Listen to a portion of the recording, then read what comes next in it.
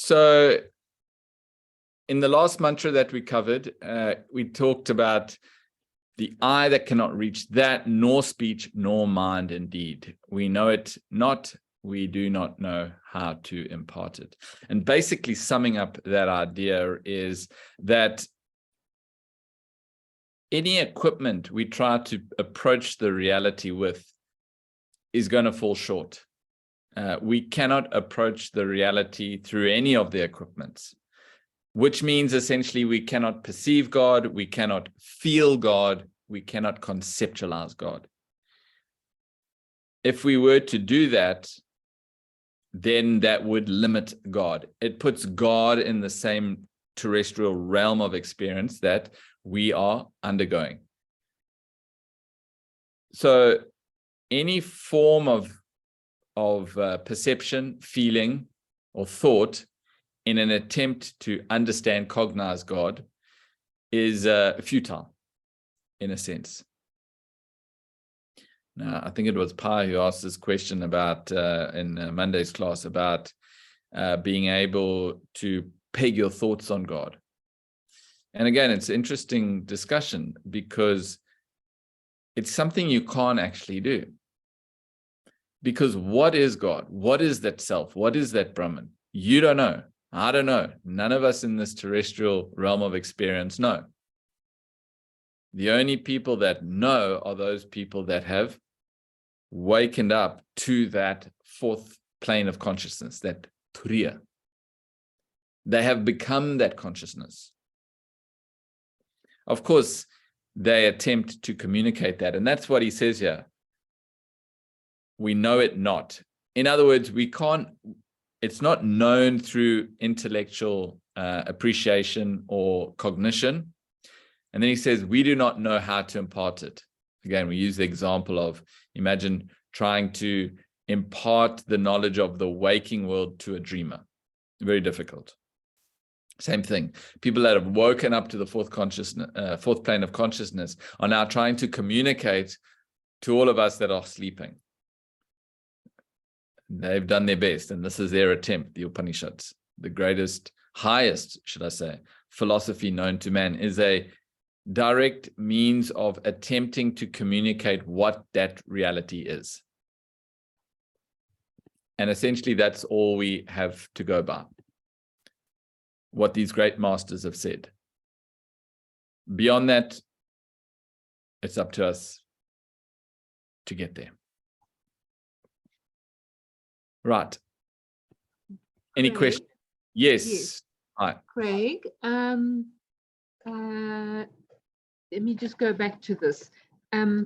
We do not know how to impart God, but is your spiritual master not God?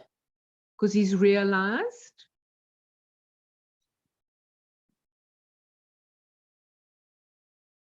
The spiritual master is a realized person who has obtained God consciousness.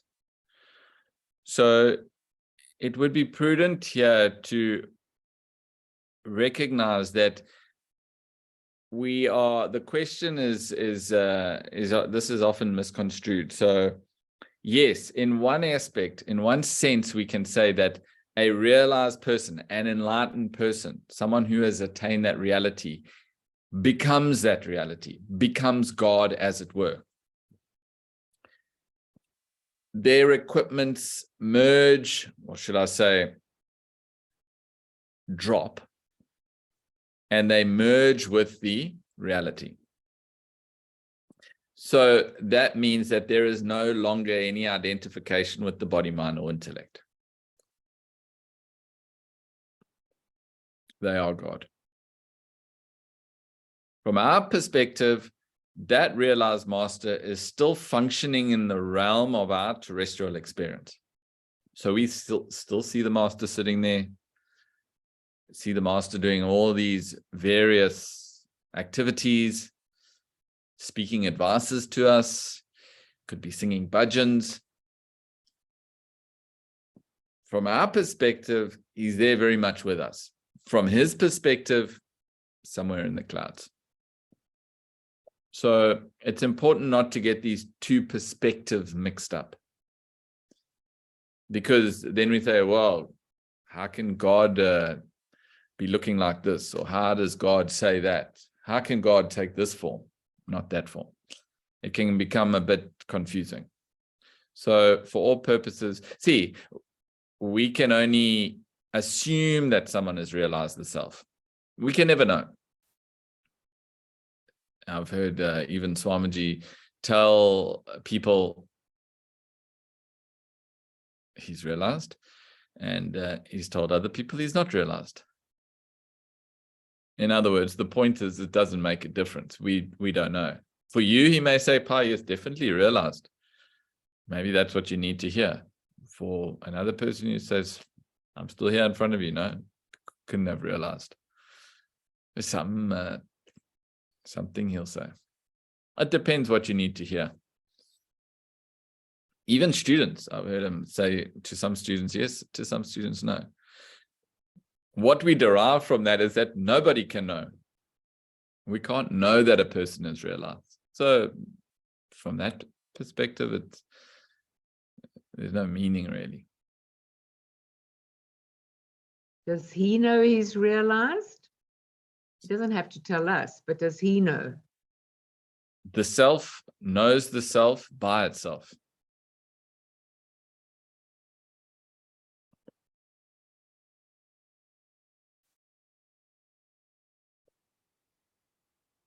The self knows the self. So if you've identified with the self, then you know the self. You become the self. You are the self. That merge is complete. See, even in another Upanishad, it says, how will I know I'm realized? That's the question. With what shall I know I'm realized? See, we know with the intellect, knowledge. We gain information through our intellect, through knowledge. So now you are saying, if I don't have access to any of those equipment because I no longer identify with those equipment, how will I know the self? To which the Guru answers, the self knows itself by itself.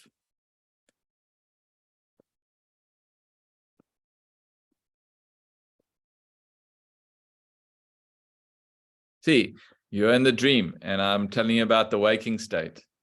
And you say, yes, but if I wake up, then what's left here in the dream to know the waker? What of this dream body, this dream mind, this dream experience that I'm going through as a dreamer? If I drop that personality, how will I know the waker? With what shall I know the waker? That you can understand. The waker knows the waker.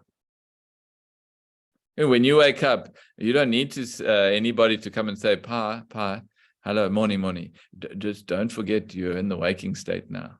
You're the waker experiencing this waking world. No, you need somebody to come and tell you that, then this is a problem. But you know, as soon as you wake up, you know you are awake. Same thing.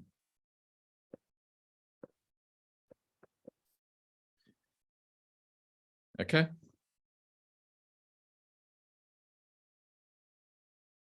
Right. So, just a bit of understanding on this, where Pai was talking about. So can the self-realized person understand the waker? So can he bring his level from the consciousness to the waking state? Yeah, so it works like this. A higher state can always appreciate the lower. The lower can never appreciate the higher. So the deep sleeper cannot know the dreamer. But the dreamer, in his dream experience, could, in the dream, say to his friend, oh, I got this new mattress, and last night, you know what? I had the best sleep ever. I was dead to the world. dead to the world. The dreamer is saying this, right? So the dreamer can know the deep sleeper. Similarly, the waker can know or understand that he or she was in a dream the previous night, or that he or she had a deep sleep. So the higher state can conceive in the lower states. Similarly, a self-realized person can appreciate this cycling of the three states that we're caught up in. They've risen above that. And another way of answering this is that the self is sarvagnya sarvavit. The self is all-knowing. So it knows everything. It knows all three states too. And beyond. In fact, in the verse we'll cover tonight, it is beyond the known and the unknown. So everything it knows. So yes, a person who has transcended the three states knows the limitations of all of us that are still caught up in it. Helplessly, they are sitting there, knowing that we're caught up unnecessarily. I say unnecessarily because we all are that immaculate self. We all have access to that. We can all achieve that. Only a human being is capable of this. Capable of achieving that immaculate state. Any one of us sitting here can do it.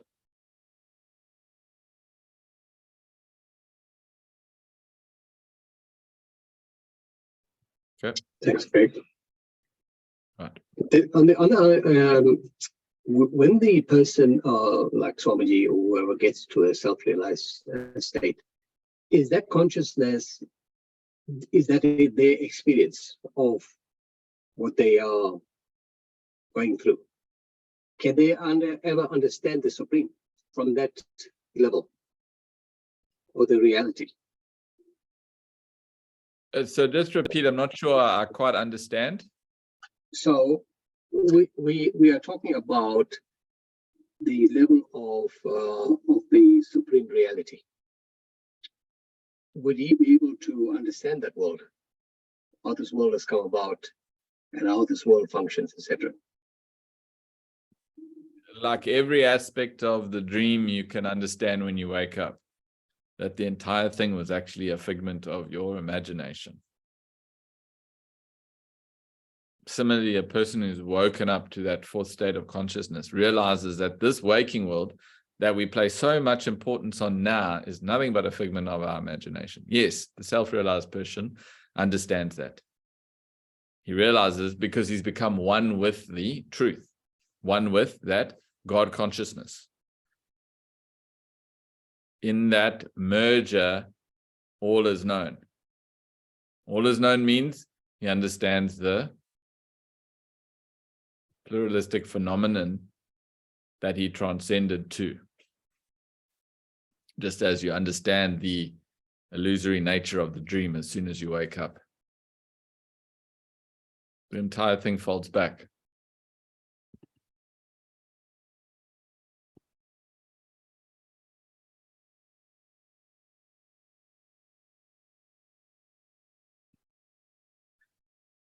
Okay.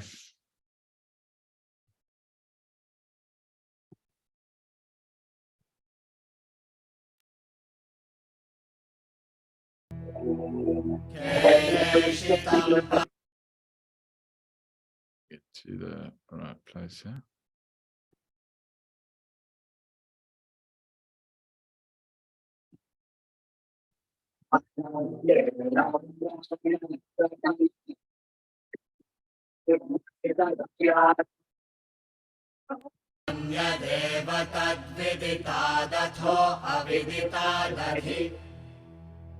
इति शुश्रुमपूर्वेषां येनस्तद्व्याचचक्षिरे. That indeed is other than the known, also beyond the unknown. Thus have we heard from the ancients who expounded that to us. So this is one of the remarkable statements in the Upanishads, and some say the closest definition of God. Remember, God is not something that can be defined as such. So at best, we can call these as indicative definitions. What we are in effect attempting to do is appease our minds. Again, as we've mentioned, the self is not something that is cognizable. It's not something that you can think about. So a definition falls in the realm of intellectual conceptualization.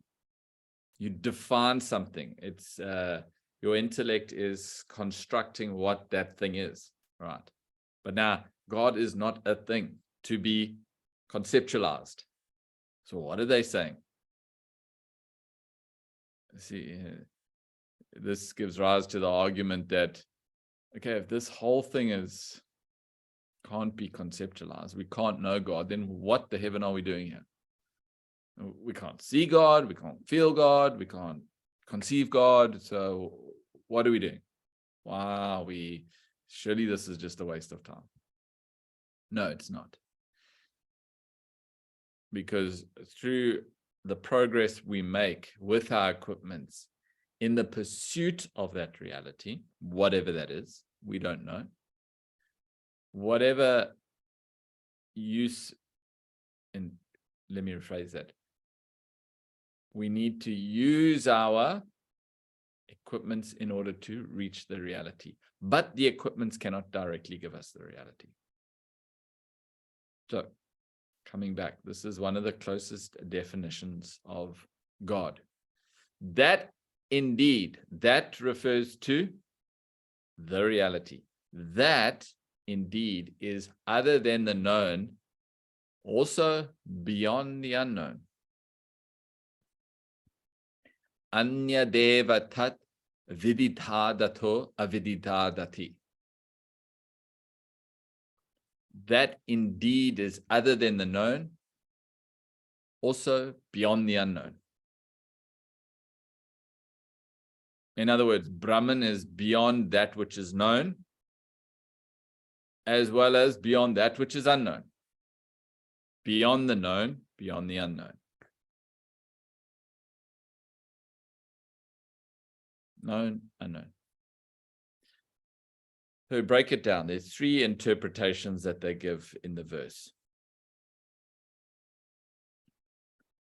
The first interpretation is the most subtlest. So if you can identify with this interpretation, it's fine. But another two interpretations are there. Whatever resonates with you. So in this first interpretation, viditam, that's known. So when he refers to the known in this interpretation, is referring to the entire world, the entire universe, you can say. All the objects and beings that you can conceptualize and think of within this terrestrial realm of experience is the known. We know that. We know the planets, we know the stars, we know everything in and around us. The entire pluralistic phenomenon, including both gross and subtle matter. So, including perceptions, emotions, thoughts, ideas, feelings, entire bang shoot. That is what is referred to as the known. Perishable matter, as it were. Because anything within the world is subject to change. It's perishable. It's not constant. Anything in the world is changing. Nothing in the world remains constant. No. Don't the planets revolve around the sun? Even the sun is not constant. The sun is changing. Nothing in the world is constant. That's why Einstein said, give me a point outside of the world. Because he realized that for all the theorems and everything that he investigated within the world, it was all relative. Give me a fixed point outside the world, referring to some transcendental. Then he can give you some proper answers. This is all relative. So in the first interpretation, viditam, known, is everything which we perceive, feel, and think. The entire world, the cosmos, the pluralistic phenomena of the world.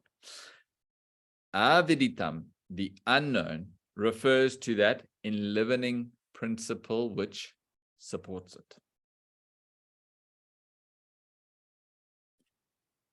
So there is a world, there is a pluralistic phenomenon. Now that pluralistic phenomenon is supported by the reality. Right. There is a spirit and enlivening principle that is enlivening our entire experience. Not only enlivening our experiences, supporting this entire pluralistic phenomenon called the world. Here is the world, right? Being held or supported by the reality.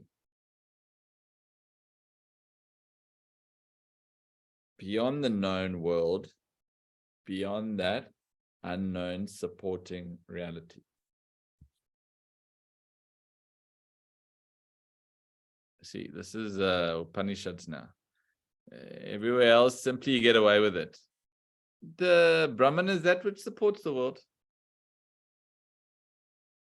Actually, the only other place that mentioned this is in the Bhagavad Gita. He talks about in chapter 15, Kshara, Akshara, Uttama Purusha. Kshara, referring to the perishable world. Akshara, the imperishable, supporting substratum. Uttama Purusha, beyond that. Beyond that. Same idea here. Beyond the known, which is the entire construct of our experience, is that enlivening principle unknown? We don't know it. Beyond that is Brahman. So beyond both the world and that supporting substratum. See, why they put it in such a way is so that, and this concept is brought up later, so I'm not going to go into much detail here. Because the student gets the idea, yes, the way they put it is so explicit that you get the idea that you've got it, you've grasped it. Yes, I understand the world. This is the beauty of this philosophy, is they move you along, taking you from the known to the unknown. So you know the world, you know your experiences, yes. So what is the reality? Well, that which supports that. That is Brahman. That which supports the world is nothing but a speck of Brahman. So it breaks that association, because you think, the student thinks that he's got it. That which supports the world is Brahman. No, it's far beyond that. So he breaks that misconception and breaks that idea that it's an intellectually recognizable concept. So Brahman extends well beyond the imperishable and imperishable aspects of the macrocosm. Pervades both the known and the unknown, both the world and that supporting enlivening principle.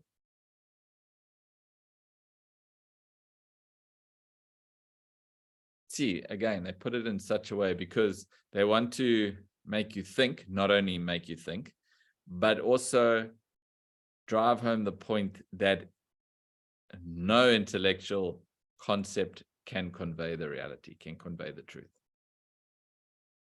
God transcends explanation, description, definition, indication.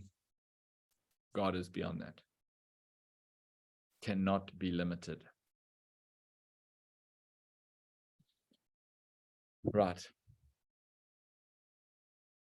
So that is the first interpretation. The second interpretation is more a scholarly interpretation.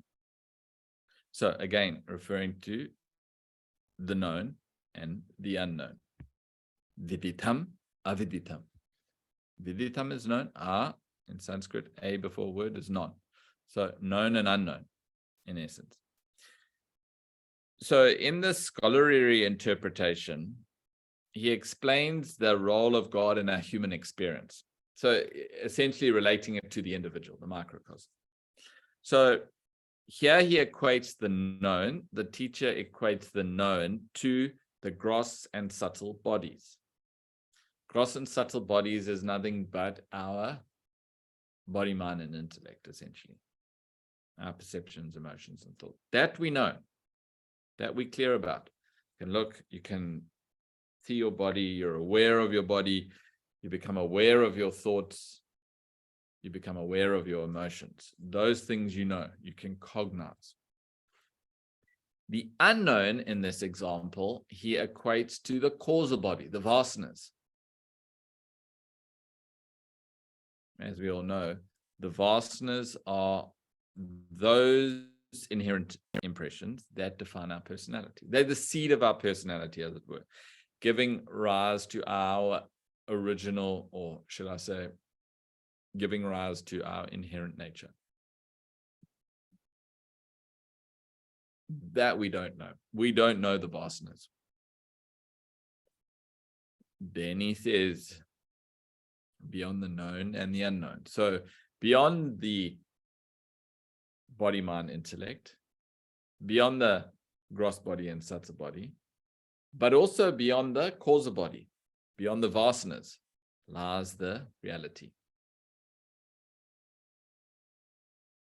This is a more palatable interpretation. Deals with the individual, something you can relate to. Within that second interpretation, known can also refer to the waking and dream state. We know it, we can cognize it.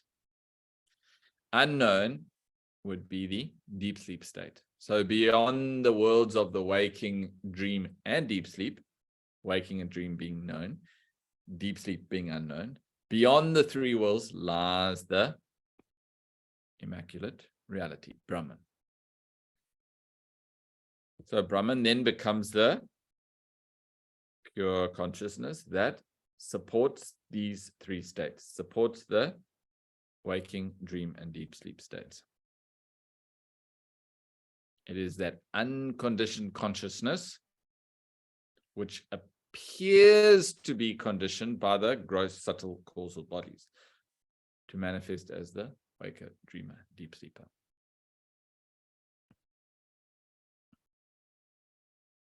Chintan. The author talks about Brahman being the unknown.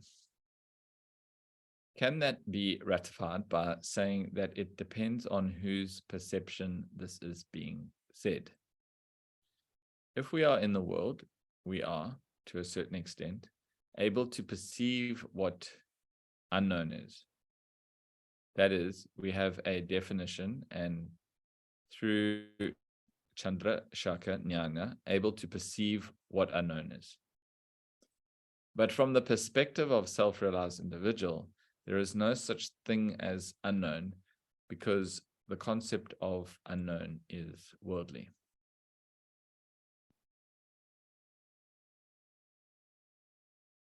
So again, it's correct. So in the first interpretation, in fact, the entire verse is using these words known and unknown. Viditam, aviditam.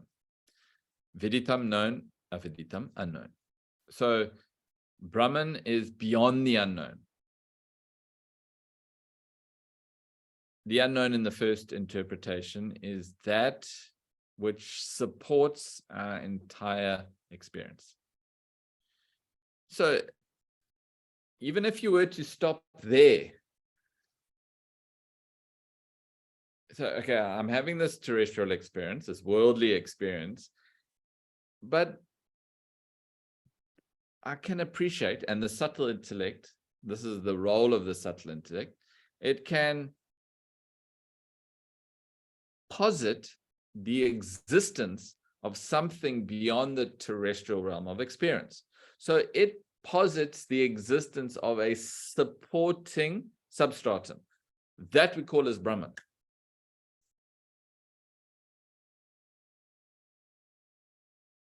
Remember, we're coming from the perspective of a realized person.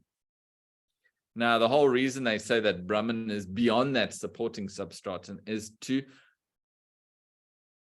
break down this idea that we can cognize it. That's the only reason, in a sense, that they've broadened this concept. As I said, the first interpretation is the most philosophical. It's this most subtle interpretation. If we are in the world, we are, to a certain extent, able to perceive what unknown is. To a certain extent. Yes, as I said, the subtle intellect can posit the existence of something beyond the terrestrial world. We can, in effect, as you're saying, conceptualize it. It becomes a concept. Unknown, we relate conceptually to it. We can definitely, intellectually, we can conceptualize what unknown is. That we can do for sure.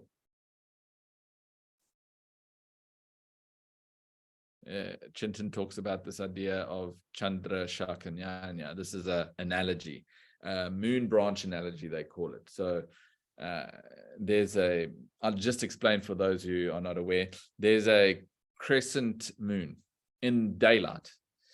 And you say to your friend, wow, look, there's a crescent moon in the sky in the middle of the day. Where? I can't see it. There. Where?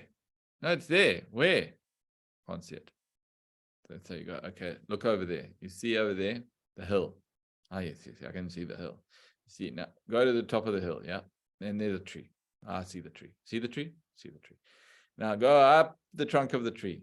You see there's a big branch sticking off to the right? You see it? Yeah, I see that. Okay, follow the branch.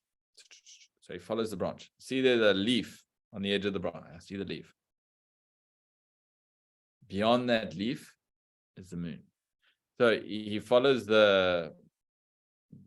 all your instructions up to the end of that branch, up to the end of the leaf, and then he makes that jump. Pop, there it is. He's able to see it that way. This is the analogy presented. This is an analogy is useful to help us get to that unknown through known factors. And this is the whole education. This is how it is designed. And that's how education should proceed, in fact, from known to unknown. And this is what they're doing. We know the world. We can conceptualize the world. We can appreciate the world. We can cognize the world. We are aware of the world. We have knowledge of the world. All of that is known. Then they slowly shift you. That which supports the world. That is Brahman. Because I know the world. And if I can suspect that there's something that has to support some enlivening principle that supports it as a substratum, then you're one step closer. Beyond that. So you can see the smooth transition they make. Again, more to highlight the fact that you can't understand it. See, because a Upanishad student is there, nearly there. Like you all, nearly there. Upanishad level student, nearly there. Or so you think. But I've cognized, I know exactly what you're talking about. Thanks to you, Craig. Description, very, very good. You've made me see. Now I understand. No, you have not understood. That's the whole point, because you can't understand. We know it. We do not know how to impart it. We know it not. I think that that's still coming up. We know it not. You see, that's why these verses are so cryptic, so terse, that some of the commentary from Western philosophers talks of the Upanishads as blabberings of humanity in early childhood. What is sense to that? We know it not. How can that be a description of God? When you get into it, beyond that which is known, beyond that which is unknown, people are talking rubbish. Only simply because they haven't understood anything which is being communicated. But from the perspective of a self-realized individual, there is no such thing as unknown, because the concept of unknown is worldly. See, from the perspective of a self-realized individual, in fact, there is no self-realized individual. When you're self-realized, you're the self, so there's no individuality left, as it were. So, of course, these concepts of known, unknown, supporting substratum, beyond unknown and unknown, everything in the Upanishads becomes as much a part of the illusory projection as your partner, your child, your house, everything in the world. Then the question arises, why do we study this? Why do we study the Upanishads? Swapna Simhavat. Swapna Simhavat. See, why study the Upanishads if the Upanishads themselves are part of the illusion? Why? Why pay any heed to a part of the illusion if we are saying dismiss the entire illusion? Swapna Simhavat. There we go, Rachel. Dreamland, like a dreamland. Swapna Simhavat. Swapna is dream. Simha is a lion. Vat is like a dreamline. The Upanishads have one peculiarity that none of the rest of the terrestrial experiences have, and that is it acts like a dreamline in the sense that the dream lion can catapult you out of the dream state into the waking state. Imagine you're in the dream and a lion is chasing you. Oh, there's a lion, there's a lion, there's a lion, there's a lion. And you're running for your life, and all of a sudden you trip. Oh, thank goodness, and you wake up, catapulted out the dream. Upanishads perform the same task. So hang on to it. Don't drop it. Don't leave the class. Useful. Very, very useful. Acts like a dream lion. You okay, Chintan? Yes, thank you, Craig. Right. Okay. So we've covered these two interpretations. That indeed is other than the known, also beyond the unknown. So he comes to the third interpretation, which is a kind of practical explanation, really. And here he says, your life, your entire life covers areas of both your knowledge as well as areas of your ignorance. So you have these both knowledge and ignorance. Do you know me? All of you say, yeah, of course we know you. Some people may not have met me in person anyway. But yeah, we know you. Yeah, we know that you are a teacher of Vedanta and you live in Cape Town and you so on and so forth. So you know that you know me. I say, do you know my mother? I said, actually, no, I Don't know your mother. In fact, I don't think anyone here has met mom. Do you know my mother? We don't know your mother. How do you know that? For sure, Craig, for sure. I'm 100% certain I do not know your mother. So you know what you know, and you know what you also don't know. Areas of knowledge, areas of ignorance. You claim to know both. You know that which you know, and you know that which you don't know. Do you know addition? I know addition. Do you know binomial theorem? I do not know the binomial theorem. I know that which I know. I know that which I don't know. Both. You know what you know what you don't know. The knowing principle that pure consciousness is that which makes you conscious of your knowledge, as well as that which makes you conscious of your ignorance.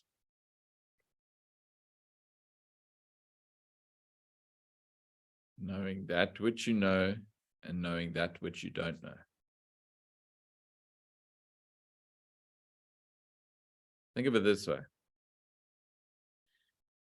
It's summer now, right?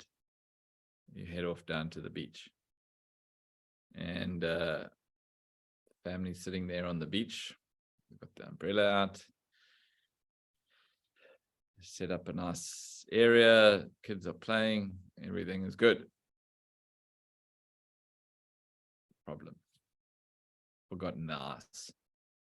Forgotten the ice in the cooler box, and everything's getting warm. So the wife, as all good wives do, sends you off. You did. Forgot the ice. Get busy. Go and get something. There's a shop across the road. So you head off. And unfortunately, you leave your sandals behind. And you have to make a plan. You get the ice, and you're running back. Sand is extremely hot. Midday. Here you are. You're holding this bag of ice in your hands, and it's freezing cold. On your feet, you're boiling hot. Your feet are burning. So you're conscious of the cold in your hands as well as the heat on your feet. That consciousness which enlivens the perception of heat also enlivens the perception of cold, which is another way of putting it. Similar idea. So it says that knowing principle, that consciousness, which makes you knowledgeable of the things you know, as well as all the things you don't know. Known and unknown. You know what you know. You also know what you don't know. In living that is the knowledge principle. So, altogether, these three interpretations indicate the transcendent as well as the immanent nature of God. So that which is beyond the macrocosmic expression, as well as that which enlivens your terrestrial experience. That is God.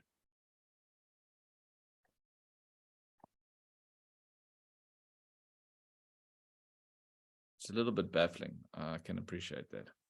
In fact, one of the intentions, I'm sure, is to baffle the intellect.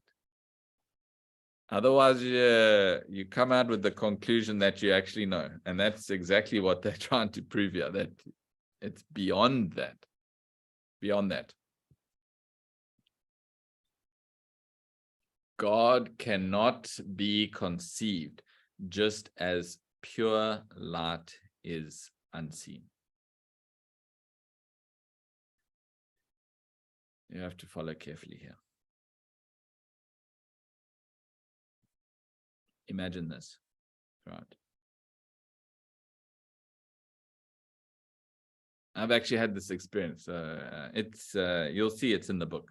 It's highlighted in the book. But I've had this experience, which is why it makes so much sense. we are working in doing some production, and we're in this warehouse, right? And we walked into the warehouse, an old warehouse. So, you've got these holes in the roof.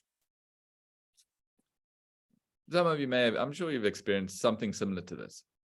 Now, when you walk into the warehouse, you see a light where there's a hole in the roof. And then it corresponds to a light on the floor. You're with me? So there's a hole in the roof where the light's coming in. And there is a circle, a light on the floor. Right. Now, in between the light coming in the roof and the light on the floor, what do you see? You don't see anything. You don't see anything, and you don't see that light. Right. Simple experiment. You can try it if you like. Take a broom, and this is exactly what we do. We're cleaning up this place. Take a broom, start sweeping. What happens? All the dust starts going in the air, right? Now what happens? Solid beam of light going from the roof all the way down into the floor. You can actually see it. You see that beam coming all the way from the hole in the roof all the way down to the spot on the floor. But now with the dust particles present in the air, you can actually see that beam. What's that Star Wars? The lightsaber. What do they call it? A lightsaber. There's a beam of light.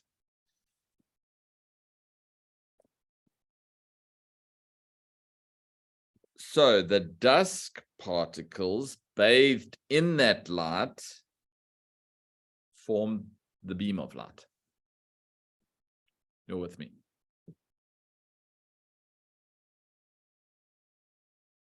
So what are you seeing? You're seeing the reflected sunlight, reflecting off the dust particles. So light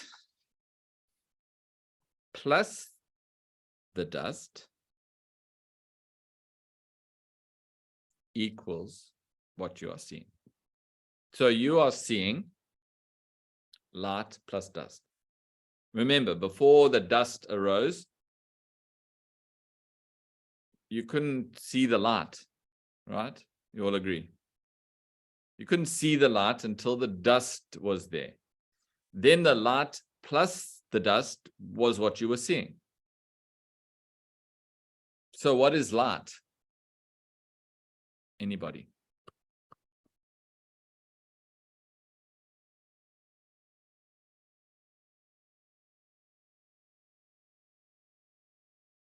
In this equation, what is light? If you can answer this, I know you're following. If you can't, then I have to re-explain. Everyone understands. What you are seeing is the light plus the dust. What is light? No, this is not philosophy. This is mathematics. See, Jess is not here. The mathematician in the class. No, not a mathematician. She just knows a little bit of maths. It's a simple equation, actually. I'm not asking you philosophy here. I'm just asking you to see. You're all gone off into Atman Brahman here. Simple maths equation. You can't. Here we go, Krish. It's electromagnetic radiation, Craig, light. Yeah, knack of complicating things. And the maths is, yeah, we won't go into that now, but I'll have to get my textbook out. Krishna, I can see you looking at the book, but that's not what I asked. That equation is in the book. I asked something different. What you are seeing equals light plus dust. Light equals what you are seeing minus the dust. Agreed? Top that up, Krishna. Top that up for everyone. What you are seeing, are you typing? Type in the chat there. What you are seeing equals light plus dust.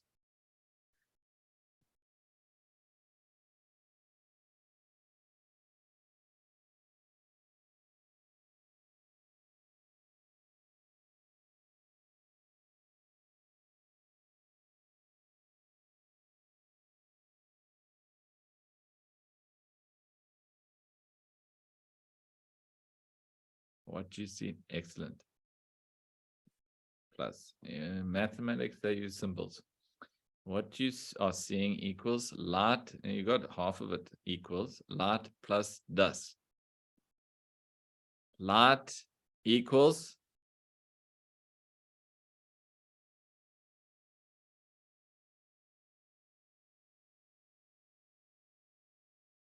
this is simple mathematics. Light equals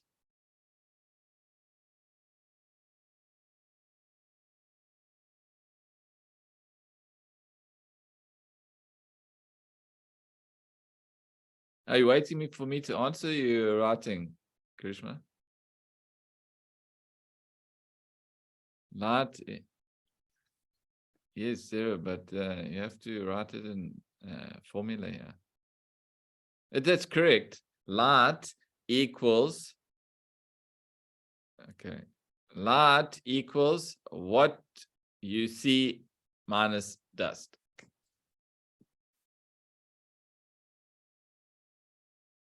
Ah, correct. Light equals what you see minus dust. So what has all this got to do with the reality?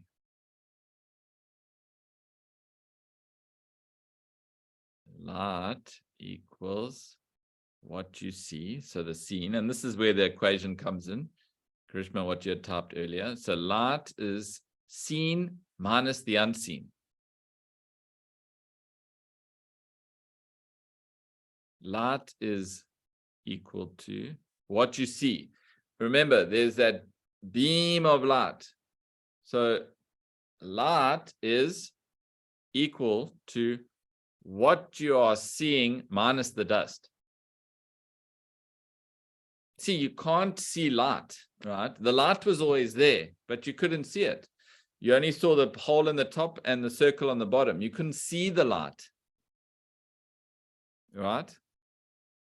You can't see it. You can't perceive, you can't conceive the consciousness.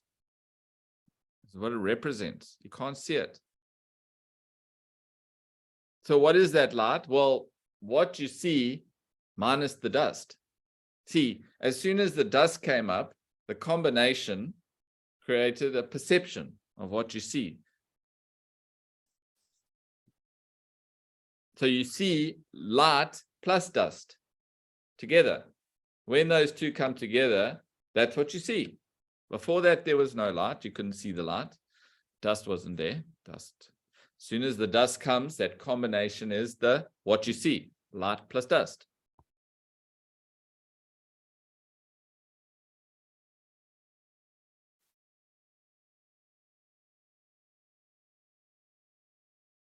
Everyone clear? Anybody not clear? After all that explanation, Craig, I've lost the plot. What is the point of the conversation? Is it the light? Are you explaining the light? Sorry, I've lost it. It's an analogy. So just stick with it. Don't see, this is a problem. And so Upanishad, everyone drifts off Atman, Brahman, something. Just come back to basics. Very simple. You walk into a warehouse, right? There's a hole in the roof. There's a circle of light on the floor. That's it. You don't see the beam yet, right? There's no beam there. You start sweeping. All of a sudden, it's like a miracle. It's like magic. Suddenly there's this beam of light, right?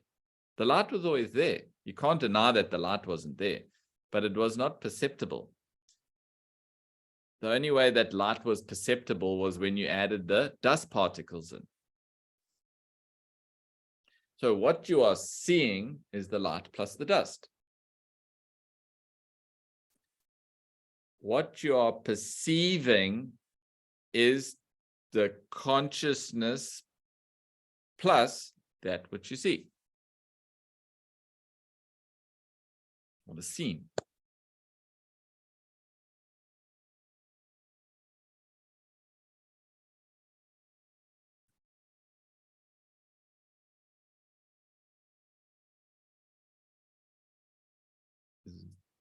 That part's not difficult. If that part you don't understand, then it's going to be very difficult to follow on from that. But that must be clear.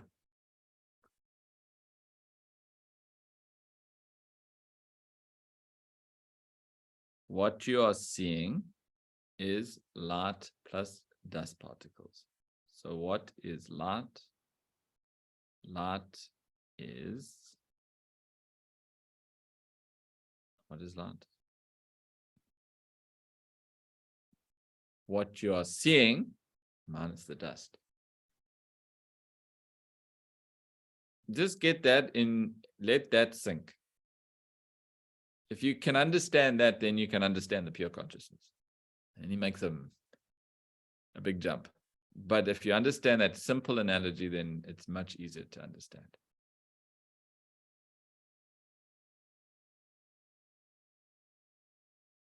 I'm reluctant to go on, in fact. Craig, what you're saying is that consciousness is only really apparent to us on contact with an object. Correct. In a sense, yes. He goes on to highlight this in the equation. Pure consciousness is knowledge minus thoughts. But that's a big jump.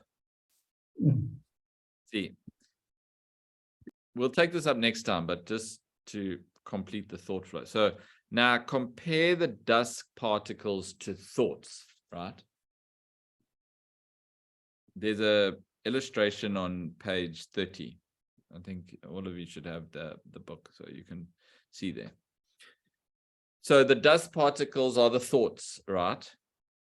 Now, thoughts per se are not known. Inert. Thoughts belong to the intellect.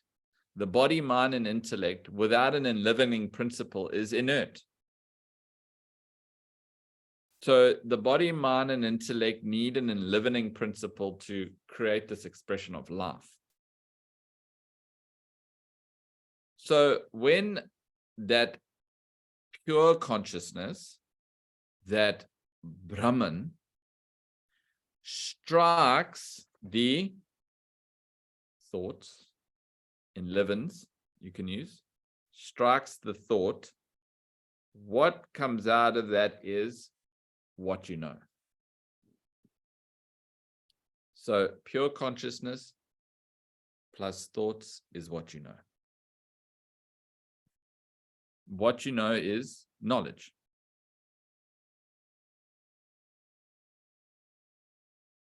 Knowledge of.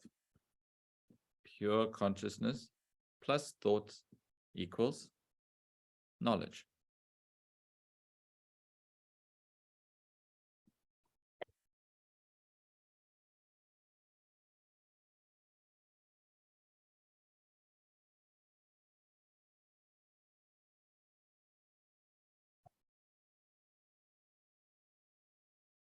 There you go. Sorry.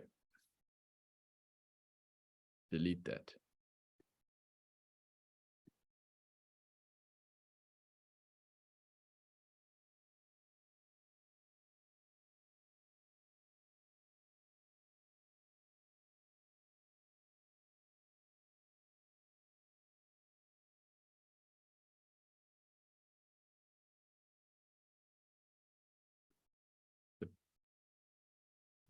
Everyone got the diagram? Do I need to do it? Does anyone not have the diagram? Because it's easier if you can all look at the diagram.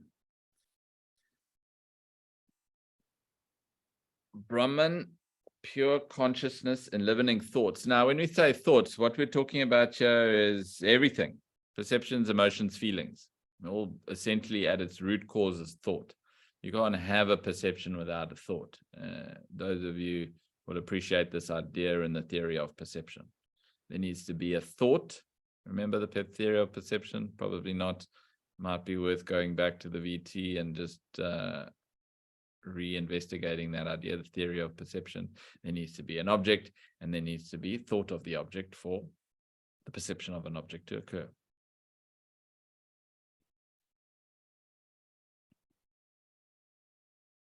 Don't worry, I'm going to take this up again next week.